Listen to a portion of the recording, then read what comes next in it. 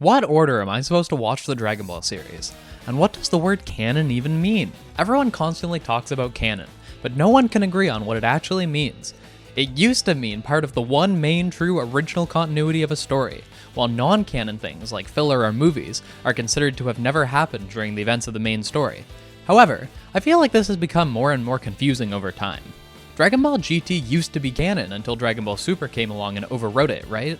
Well, kinda, but that's quickly muddled, because Dragon Ball Super quickly branched off into two separate continuities, that being the manga and the anime, which diverged pretty significantly from each other. Well, are they both canon? No, of course not, because canon is supposed to be the one true main timeline. This is what I'm talking about when I say no one knows what canon means anymore, because if we're allowed to have two separate super continuities, then canon is no longer limited to only one main continuity. You're essentially just combining the terms canon and continuity. So by that logic, Dragon Ball GT is also canon, not even mentioning that Dragon Ball Daima came along. I think for all of our sakes, it would be far better and less confusing if I never say canon ever again. So from here onward, I'll use the word continuity instead. And that is going to be the main focus of this video. This will hopefully be a 100% accurate, non-opinion based, objective guide to every part of Dragon Ball. I say it like that because I've seen watch guides before, but a lot of them are just wrong, explaining how to watch the show in their preferred order, regardless of what is actually correct or not. So I'm going to try and be as objective as possible here. So to start off our Dragon Ball continuity tree, I'm going to start at the ground level, with the Dragon Ball manga. Everything else branches off from this one. What's that? They don't all branch off from the manga? What? Okay, so it turns out there is actually two main continuities, that being the manga and the anime. While the Dragon Ball Z anime is an adaptation of the manga, it leans away from the manga in a few ways, and adds a lot of extra stuff. While there's some other things that branch off from the anime, but not the manga. But for now, we'll just focus on the manga. We'll get to the anime later. So before we can go up, we need to go down. Dragon Ball eventually had a crossover with Akira Toriyama's previous manga, Dr. Slump, meaning all of Dr. Slump is part of Dragon Ball. But don't worry, you don't really need to watch Dr. Slump. It's only referenced a few times. Above Dragon Ball, we move into Dragon Ball Z. Now, technically Dragon Ball Z never actually existed in the manga. It was originally all released as just Dragon Ball, only being labeled Z in the anime. But due to localization, they added the Z on the second half of the manga as well, so it counts. Starting our first side branch, though, is Bardock, Father of Goku, which is essentially a movie telling the story of Goku's father Bardock. This story is directly referenced within the manga, but unfortunately due to later choices, its canonicity is called into question. Our second side branch is the most recent released show, Dragon Ball Daima, which takes place soon after the events of the Buu Saga. Many people will argue Daima is part of Dragon Ball Super, but there are multiple reasons why Daima and Super don't fit together, though I wouldn't be shocked if they later try and say that they're connected anyway, even if it doesn't make any sense. But for now, it's its own little branch here. Moving up the main trunk, we have Yo Son Goku and his friends, which for some reason has never been translated into English. Its canonness was called into question during the run of Dragon Ball Super, but it was briefly referenced in the Dragon Ball Super movie, so it's still very much part of the story. And so no one tells me I forgot. There's a manga adaptation, but this is basically the exact same story. We then have Jocko the Galactic Patrolman, which is a manga written by Akira Toriyama, and the reason the Bardock special's legitimacy is called into question, because Jocko includes a little bonus chapter that overwrites the Bardock special, though basically creating a plot hole, as the Bardock that appears in the manga is the original one, not this new one with a different outfit. Anyways, Jocko is actually a prequel to Dragon Ball, flashing back to when Goku was originally sent to Earth. It goes here because Jocko will become a reoccurring member of the cast in Dragon Ball Super.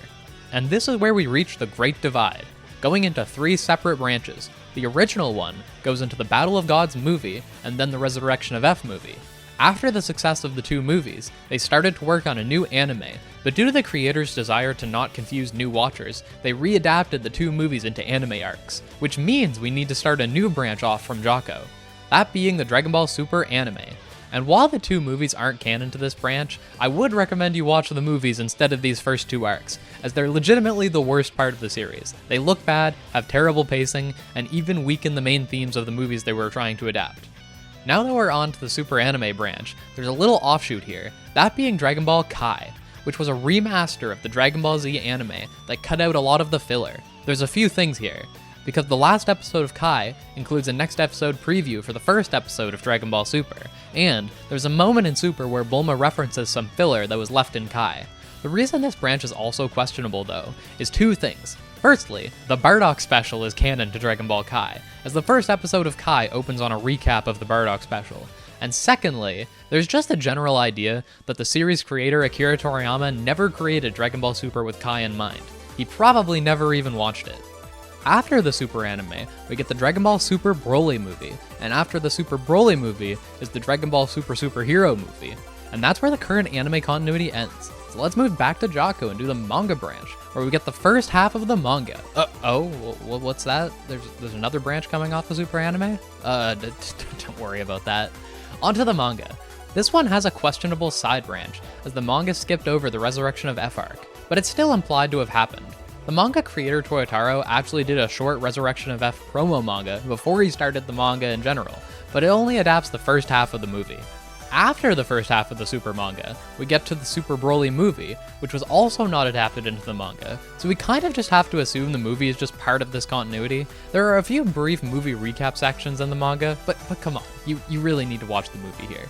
And that then leaps into the second half of the manga that includes two arcs that have still not been adapted into the anime, and unlike Super Broly, it does include a manga adaptation of the superhero movie. Then finally, because Super all happens before the ending of Dragon Ball Z, all the continuities converge back into the ending of the Z manga.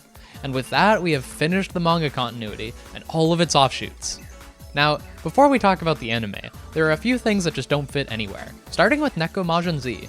It's a manga Akira Toriyama made after Dragon Ball, but unlike Jocko, that sort of fits within the main story, Neko Majin Z is a weird gag manga that doesn't really work anywhere. After that is Dragon Ball SD, which is another little gag manga that jabs fun at the Dragon Ball story. And we can't forget Cross Epoch, the collab manga done by the authors of One Piece and Dragon Ball. It's also its own thing, having the Dragon Ball and One Piece characters coexist in this weird shared universe. Next is the Path to Power movie, which is an alternate story that starts out the same as the manga, but quickly diverges into its own alternate story. It's actually pretty good though. Finally, that time I got reincarnated as Yamcha. This is a funny little manga with a very self-explanatory title. If you read this one, you would know that technically it could be canon to Super, but it's definitely not. That takes us to the non-canon Dragon Ball Z movies. Dragon Ball Z had 13 original movies, and while some of them were actually canon to the anime continuity, most of them are not, and we can briefly go over each. The World's Strongest can't happen because Goku has his post-Saiyan Saga moveset, but the Namek arc happens right after the Saiyan Saga, so there's no time for our gang to fight a giant robot. The Tree of Might can't happen for basically the same reason. Goku has his Namek Saga moveset, and by the time he returns to Earth, he can go Super Saiyan. So since Goku can't turn Super Saiyan here, it really doesn't fit. Next is Lord Slug, where Goku can go Super Saiyan, so it fits, right? Well, not really. After Goku returns to Earth in the manga, he can essentially go Super Saiyan at will, but this movie treats it like a power he's just tapping into for the first time, without knowing how to control it. And that's all without mentioning Super Saiyan looks completely different in this movie. Next one is the Return of Cooler, which is extremely close to fitting, but it makes this really weird choice to open on Dende being the guardian of Earth, while Gohan is still in his younger pre-training state. The issue being that Dende doesn't become guardian till after Gohan's training in the main story, but if you ignore that glaring issue, this movie could fit. Okay, Super 13. Another movie that doesn't fit into the timeline, as it happens mid-Android Saga before the Time Chamber training, and there's no downtime for this movie to happen in that section of the story. Our next one actually does fit into the timeline, that being Plan to Eradicate the Super Saiyans, which for all intents and purposes could happen before the Cell games. But unfortunately, this one features several of the previous movie villains, and since they're non-canon, their presence makes this movie non-canon as well. After a time skip, we get Broly's Second Coming, which doesn't fit into the timeline, as the only time it could happen is after the Buu Saga. But if that was the case, Gohan would be in his Ultimate form instead of Super Saiyan. So Bio Broly, funnily enough, kinda fits. It could maybe happen after the Buu Saga ends, but ultimately the main reason it doesn't fit is because it's a follow-up to Broly's Second Coming, which itself didn't fit. Taking us to Fusion Reborn, that doesn't fit into the timeline, as the story seemingly takes place after the Buu Saga, but Goku and Vegeta are both still dead.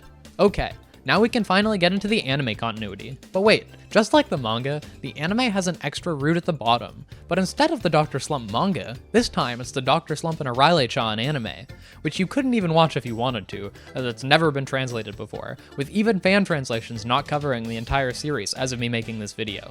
What's that? Dr. Slump and Riley-chan branch off into something else? Why, it's the Dragon Ball movie continuity. You see, the first half of Dragon Ball had movies as well, but instead of completely unique stories, they somewhat remixed the plot of the main series, while also very much being different, with their own unique villains. But what most people don't know is that these three movies are actually all connected. The plot of the first one leads into the second, and the second into the third, so they create their own little continuity, which is actually pretty good and worth a watch. I go over the plot of them in my latest power level video. Okay, back to the anime. We have the Dragon Ball anime, followed by the Dragon Ball Z anime, which has a ton of branches. First of which being the Bardock special. And since this tree has no connection with Dragon Ball Super, the Bardock special is 100% canon.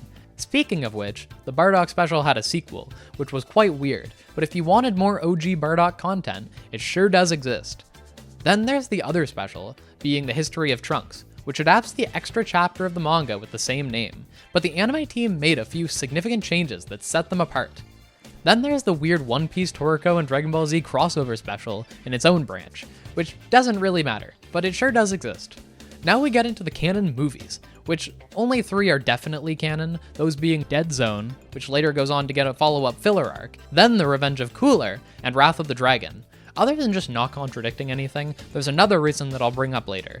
Alternatively to those, there are 2 other movies that just sort of fit, being Broly the Legendary Super Saiyan and BoJack Unbound, which just like the last 2, they can fit between the events of the main plot without any major issues. And that of course brings us to Dragon Ball GT, because the last episode of Dragon Ball Z has a next episode preview for the first episode of Dragon Ball GT, and GT would go on to reference several things exclusive to the Z anime, with additional things, like Cooler himself having a cameo, Videl having her Great Saiyaman 2 outfit, and Goku using the Dragon Fist. At the end of Dragon Ball GT, there was one final special following the story of Goku's descendant Goku Jr., and I would say that's it.